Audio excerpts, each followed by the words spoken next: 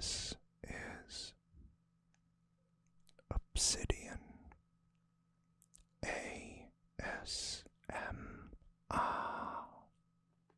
Don't forget to like, subscribe, and hit the notification bell for future videos.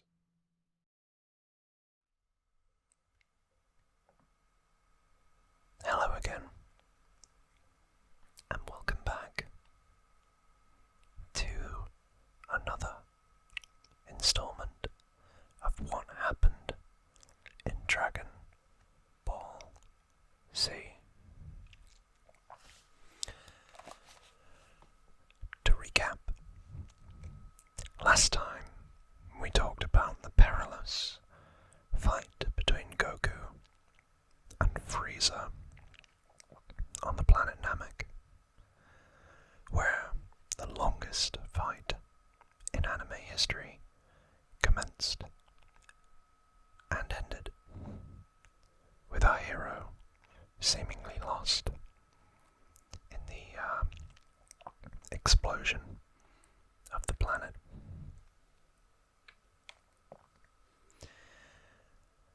That was actually intended to be the end of the series. However, the pressure was so great on Akira Toriyama that Dragon Ball continued. And luckily for us, it continued with this. I'll take you back to the year 1998.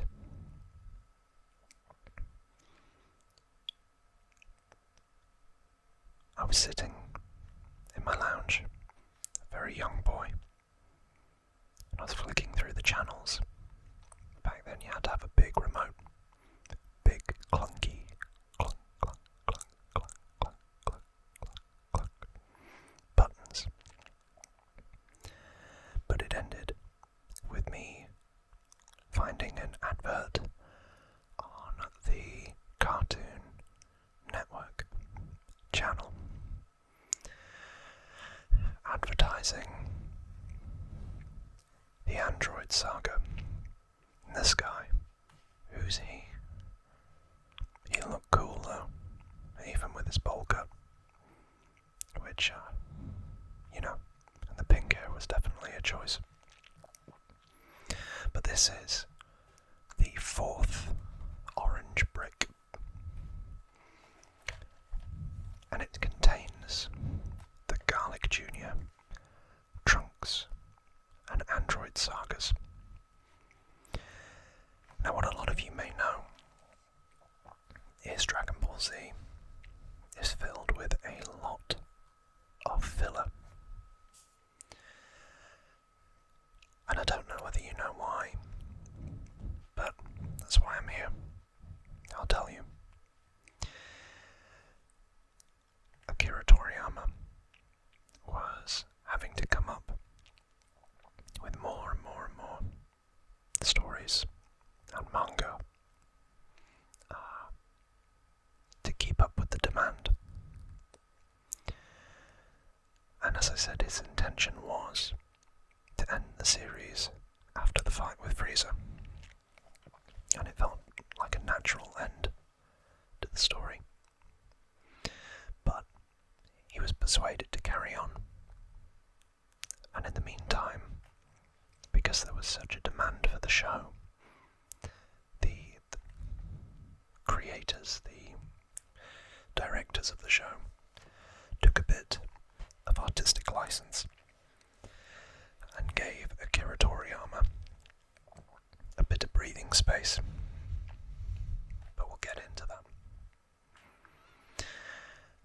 So, it says, having returned victorious from their battle with Frieza, the Z-Fighters can at last breathe a collective sigh of relief. But they won't have long to rest. A new host of villains has appeared, ready to wreak havoc on the Earth, and Goku, the Z-Fighters' greatest hero, is still missing. face of these new dangers, a mysterious youth with Super Saiyan powers has come bearing a bleak prediction for the future. In just 3 years' time, an evil greater than any that the Z Fighters have ever faced will emerge to cast a shadow of destruction and despair over the earth. And if the young Saiyan's prediction is correct, the Z Fighters will have to train like they have never trained before in order to have any hope against these seemingly unstoppable foes, the androids. And this is where we open it up. And I say again, these boxes are a love letter, presentationally, to the fan base. They really, really are. Put that over here. In fact,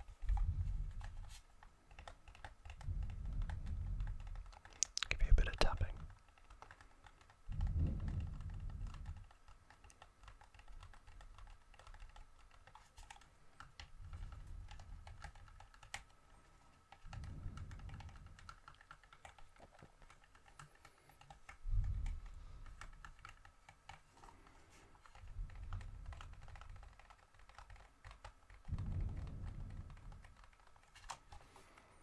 Cardboard's always a winner. So, as you can see, we've got about 30 episodes. And quite a lot to talk about. So, who are the characters then? You may know some of them. Can you guess them with me? Before I turn over the page, can you name all of these? Who is that? Do you know who she is? Or maybe the baby? How about her?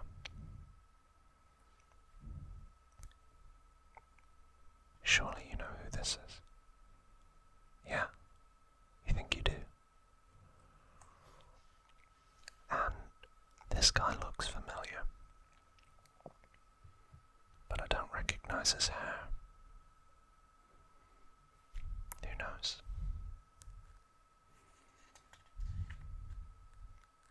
How did you do? I bet you got all of them. Let me know. Before I give you the answers. In 5, 4, 3, 2, 1. So, this is Trunks. Future Trunks, to be precise. That's a bit of a giveaway. This, of course, is Gohan. This is his mother, Chi-Chi. And then this is Bulma with baby Trunks. And baby Trunks' father, Vegeta. Good thing biology works out. So as you can see, Gohan, Trunks looking very cool with Tapion's sword. Chi-Chi, Goku, Piccolo, Krillin, Vegeta, Yamcha, but it's the Yamcha from Dragon Ball, not Dragon Ball Z. And then Kami and Tien, or Tien Shinhan. Then who are these? Well, the enemies are quite numerous in this little section, which at the time I felt really quite cool about. So, this is Garlic Jr. and the Spice Boys. very forgettable, those lot. But Garlic Jr. is an evil being with keen mental powers and devilish plans to take over the universe. He can transform from a diminutive being into a large, monstrous tyrant. His biggest desire is to destroy the Namekian guardian of the earth, the wise and pure Kami, in order to rule the earth. Garlic's father had competed for the position of Earth's guardian, but he was stopped when Kami discovered his evil intentions. Garlic Jr. was granted immortality by the eternal dragon Shenron after collecting Earth's 7 Dragon Balls, but he's locked away in the Dead Zone, a black void of his own creation. And then look at this. Frieza's back, and he's an android. Is that right? And King Cold, who looks a lot like Frieza, and is in fact his father. And then we get into the androids.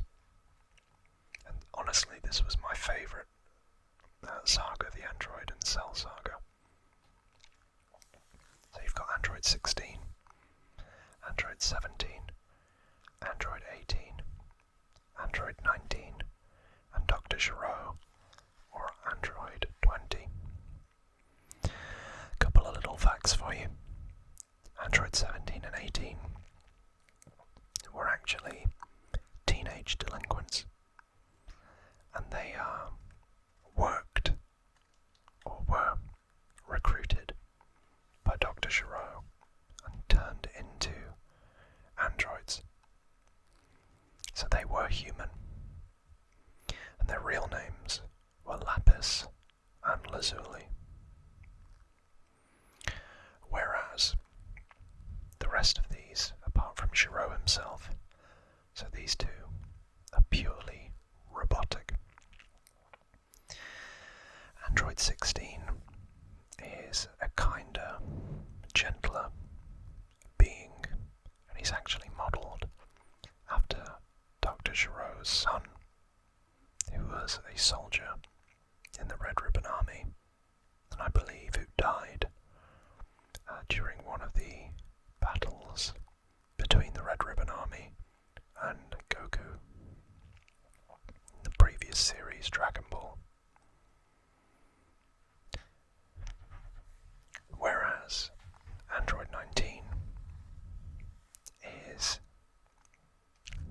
well, there's not a lot to know about him, but other than he looks like a Chinese doll. And Dr. Gero is a former scientist from the Red Ribbon Army who survived and wants to take revenge on Goku. So then we get into it. Now, what I was saying about the filler episodes, episodes 108 through to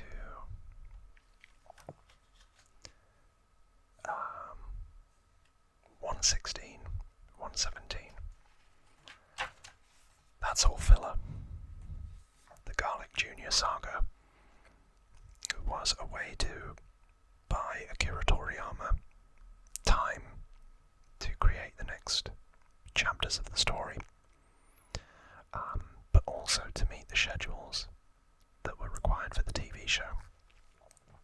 So this is one of the very few instances where the TV show referenced a movie, and the movie in question is called The Dead Zone. And there are a load of videos out there that you can watch about where those movies take place, or where they should take place, and the inconsistencies that come with it. So, I'm sure a lot of you would rather forget that The Dead Dead Zone, and the Garlic Jr. saga is a thing. So I'm gonna skirt over this because I'm not gonna lie, I'm not really that big of a fan of it. So Garlic Jr. gets freed from the Dead Zone somehow, along with the Spice Boys, and they make a beeline for Kami's lookout in order to get hold of this black water mist. So Piccolo, the other half of Kami, originally the evil half of Kami, senses that he's in trouble. And one of the things I don't think I've explained, in this video at least, is if Kami dies, Piccolo dies. And if Piccolo dies, Kami dies. So,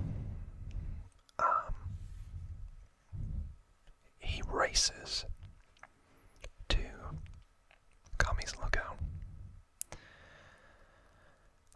along with Gohan and Krillin, to try to stop the infected Z-Fighters, who are now under Garlic Jr.'s control.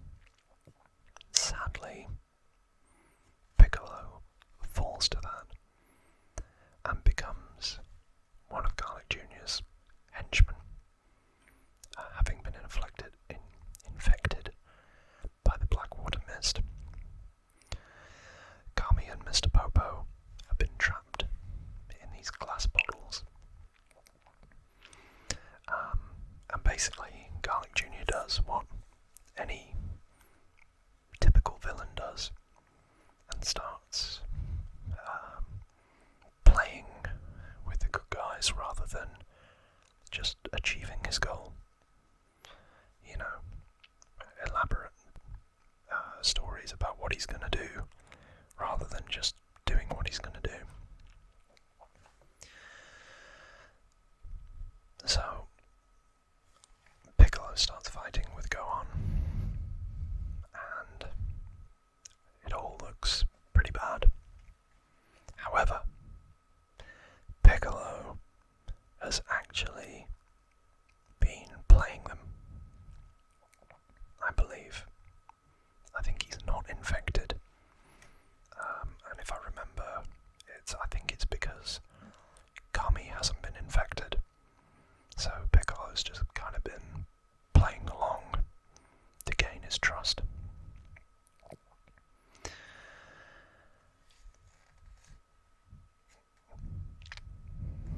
Yeah.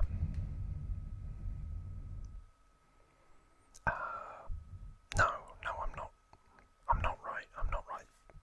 Krillin gets infected. I'm sure there's something like that where they pretend.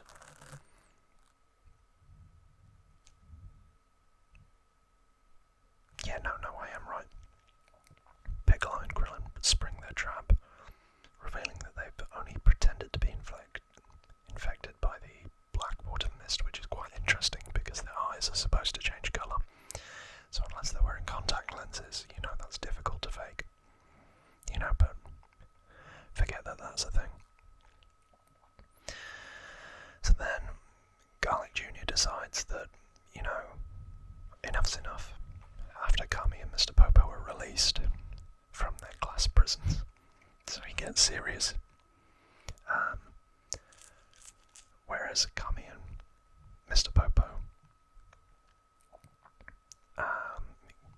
make a beeline for the sacred water, which will get rid of the black mist.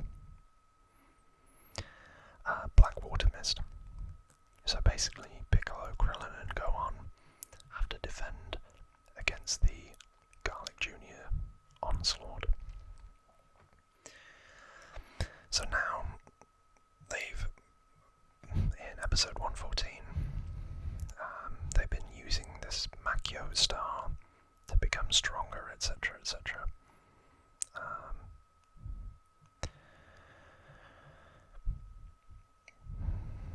And Kami has to kind of face off against the previous Guardians of the Earth and prove that he's worthy and willing to sacrifice himself to save the Earth. And yeah, but because he's tied with Piccolo, the more of his strength than he loses, so does Piccolo. So it makes it harder for Piccolo to face Garlic Jr. But then Gohan does what Kid Gohan does and launches an all-out assault. But he still isn't enough for Garlic Jr.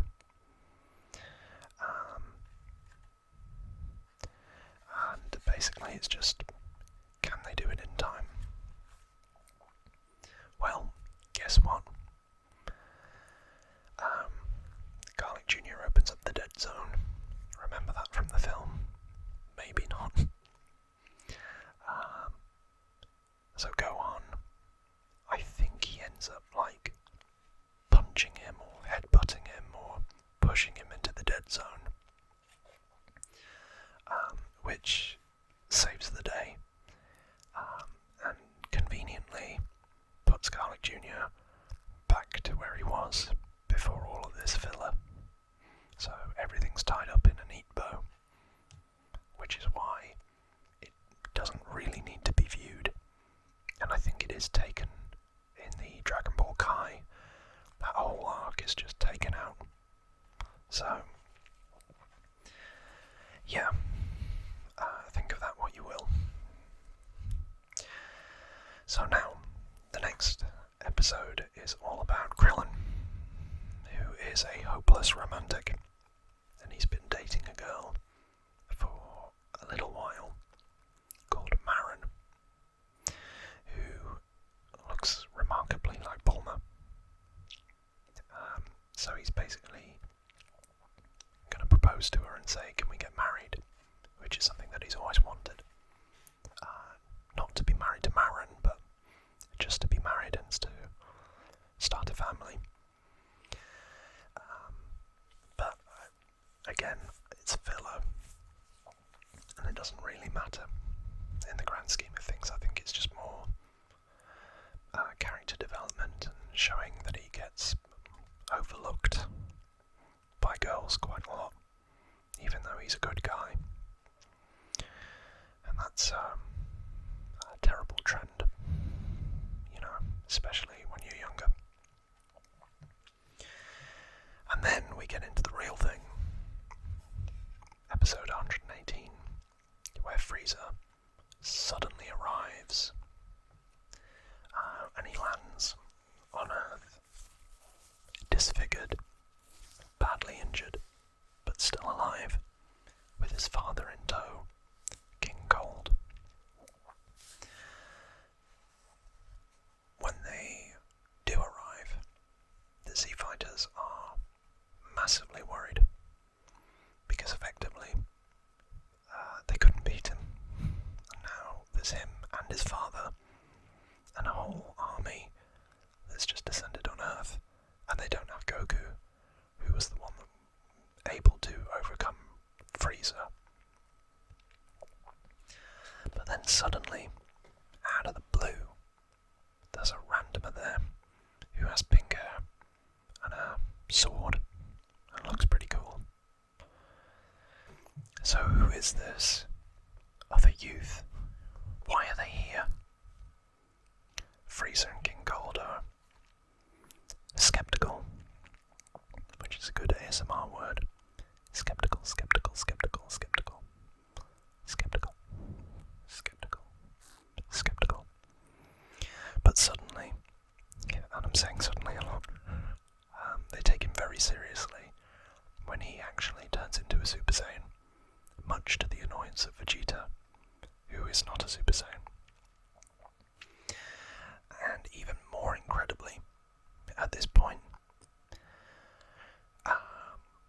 this kid, out of nowhere, defeats Frieza with a single swipe or slash of his sword.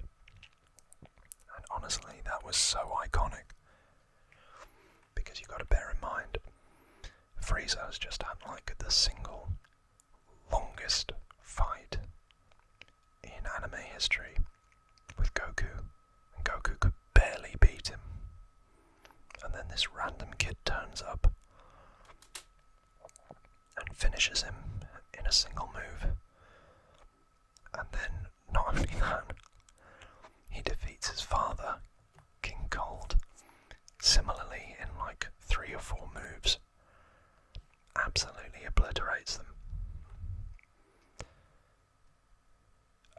It was stunning and a real swerve at the time. And then, after that, after all of the Z Fighters are like, who are you? Goku appears in a Saiyan pod. And he goes over and starts having a chat with this weird kid who reveals himself to be a time traveler. And he also reveals that he is actually the baby that Bulma is holding. And that baby is Vegeta's son.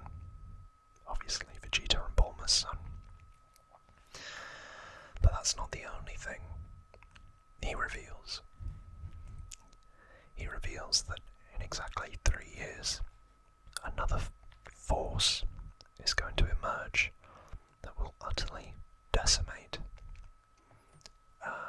life on Earth as they know it, and lead to the death of pretty much all the Z Fighters. He also tells Goku that he's going to be struck down by a very rare heart disease, which will take him off the board.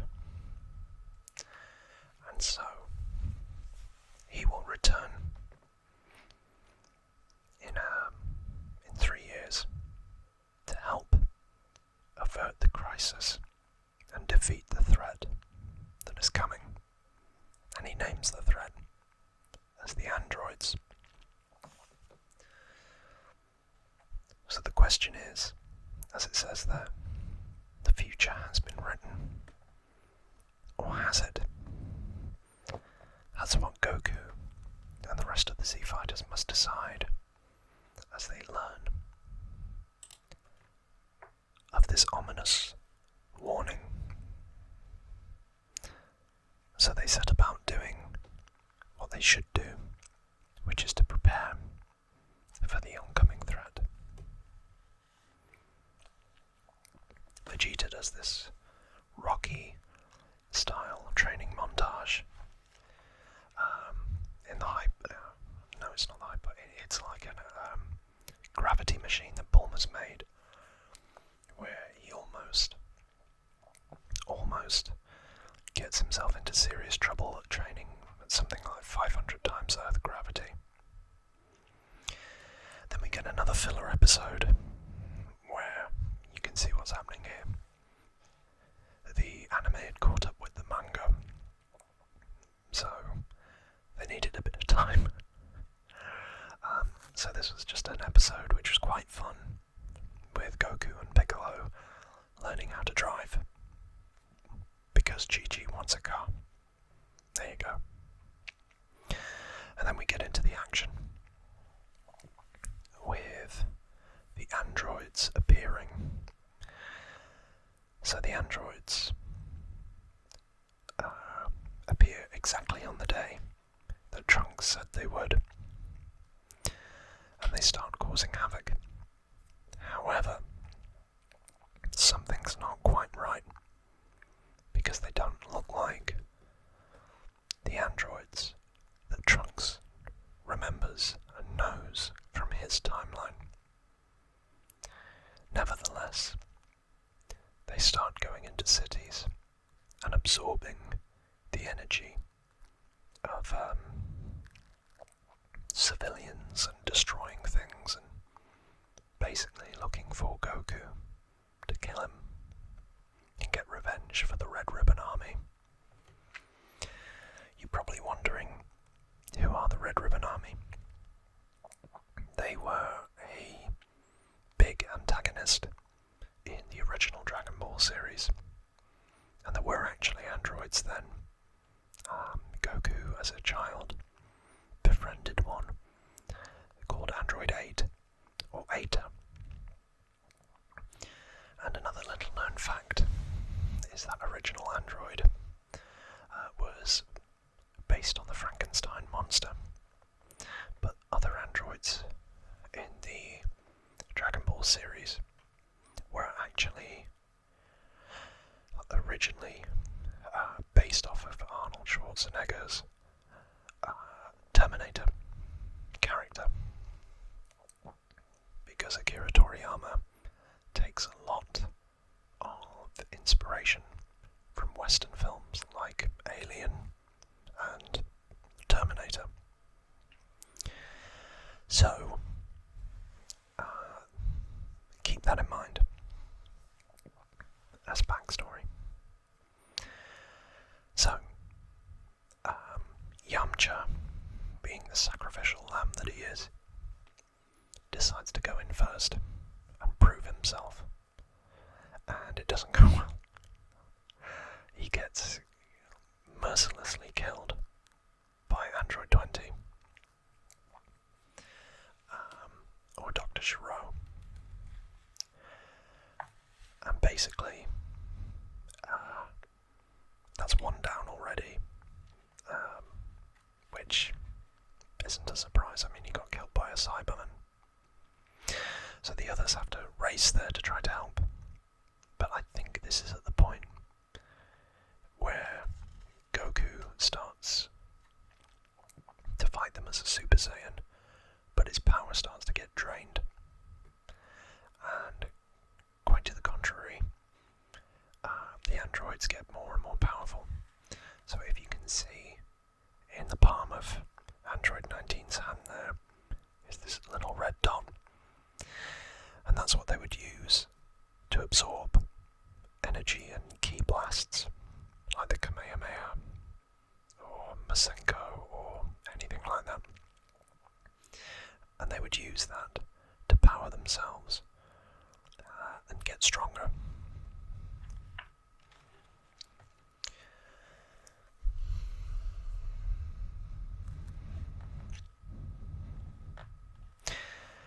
That's effectively what happens in there. But then, another part of Trunks' prophecy comes to fruition when this crippling heart virus starts to attack Goku, leaving him defenseless against Android 19. But as it says, just when it looks like Goku's done for, Vegeta comes in with the save, and all that training is paid off as he has ascended to the level of Super Saiyan. And he absolutely dominates Android 19. In fact, he kills him in a really convincing rout of the android, which leads Android 20, or Dr. Shiro, to fear for his life, because he hadn't counted on multiple fighters of the same strength as Goku. And no doubt he's a little bit frustrated that he was that close to achieving his goal. So, he runs away, and the rest of the Sea Fighters need to catch him as quickly as they can. So Vegeta, Piccolo, and Gohan lead an exhaustive search through the mountains trying to find Dr. Shiro.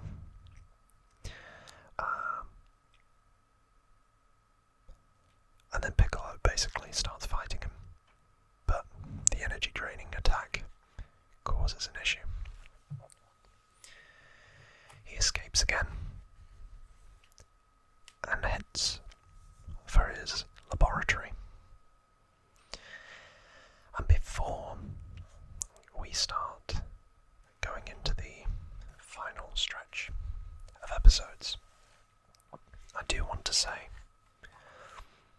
this is another example, quite like Frieza, of where Akira Toriyama's editors had a real say in what went on in the story.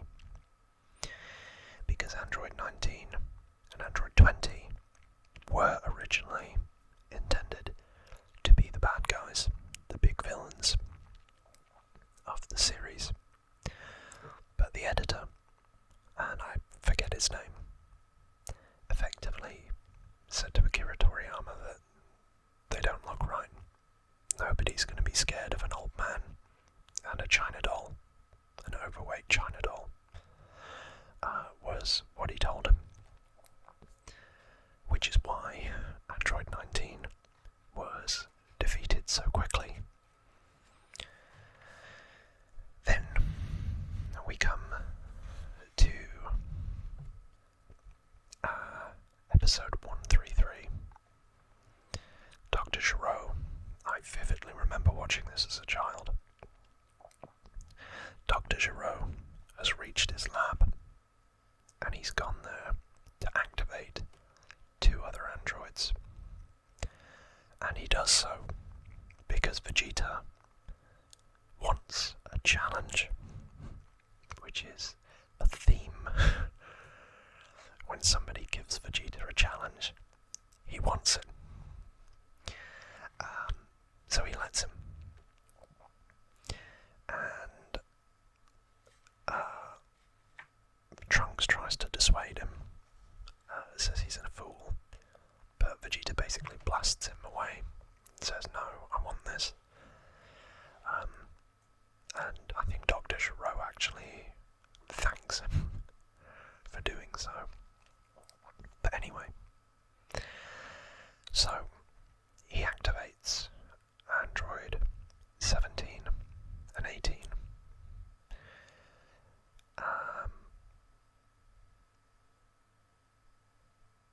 I'll say here, Android 17 and 18 are my second favourite and third favourite characters behind Vegeta.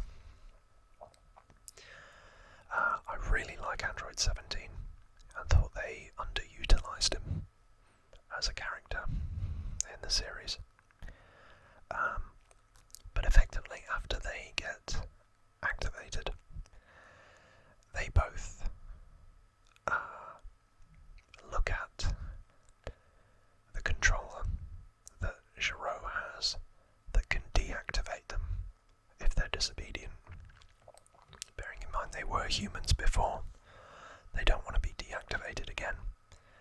And ultimately, it leads to them betraying and killing Dr. Gero, with 17 kicking his head off his shoulders, and also destroying the deactivation remote or device. And while they're at it, they also activate another android that was unfinished, unproven, and as Dr. Gero put it, a bit of a simpleton. And that was Android 16. Now, Vegeta wanted his challenge, so he faces off against Android 18. And he got a challenge. Again, his overconfidence got the better of him, and Android 18 ends up breaking his arm with one kick while he's a Super Saiyan. So absolutely overpowers him. Trunks at this point is losing his mind, because it's like he's watching it happen all over again.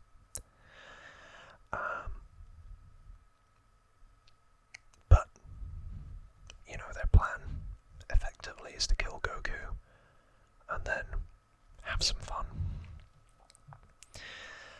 I'll say at this point, after the editor was not happy with Android 19 and 20, Akira Toriyama created Android 18 and Android 17. But again, the editor wasn't happy. He called them 2 bratty teenagers, So there was no kind of sinister edge to them, as he put it. So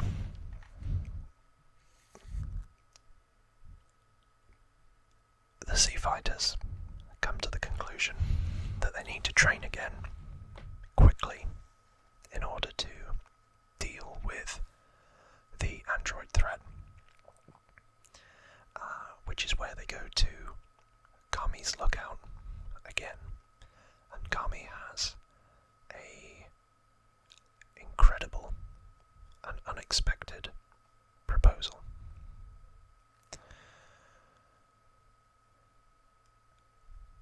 Or rather, Piccolo goes up to Kami's place and makes an unexpected proposal. In order to fight the androids, Kami and Piccolo discuss refusing and coming together again as one being, which would leave the Guardian of Earth role empty and also get rid of the Dragon Balls.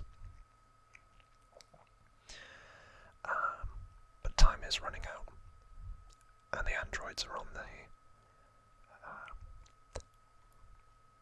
trail of Goku, who's having to be moved from place to place by Krillin and Trunks to ensure that they aren't successful in terminating him. See what I did there with the pun? Finally, episode 139, which is a seismic episode for the series, because it reveals a further mystery. The Sea Fighters have taken Goku to Master Roshi's house, a safe haven on an island, to plan their next move. But they don't have many options.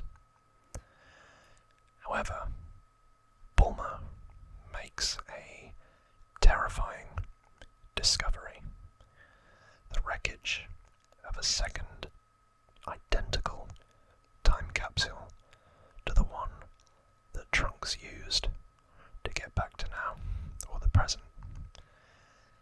And the question is, for all of you, how did it get there? What was in it? And where did that thing go? Find out next time on another exciting episode of Obsidian ASMR's Guide to Dragon Ball Z. As always, thank you so much for the support and all of the likes and comments that I'm getting about this series, the collection series that I'm doing at the minute with all my video games, and just everything on the channel. You know, the Batman stuff, the Crystal collections, all of my typical ASMR stuff. I really am bowled over with how much support has been coming over the last couple of months. I think since July we've jumped from 340 subscribers or members of the community all the way up to right now just under 600, which is incredible. So from the bottom of my heart, thank you so much, and I look forward to welcoming more of you into this little corner of the internet that we can share, and we have hopefully a good time, but most importantly a relaxing time. But sadly, that is it for another episode or another video. So I'll see you all again on Thursday. Don't forget to like if if you like the video, please comment below. I do try and reach out and reply to all of you, and I love doing so. And if you would be so kind as to subscribe, I would greatly, greatly appreciate your support. But until next time, as always, take care of yourselves and each other.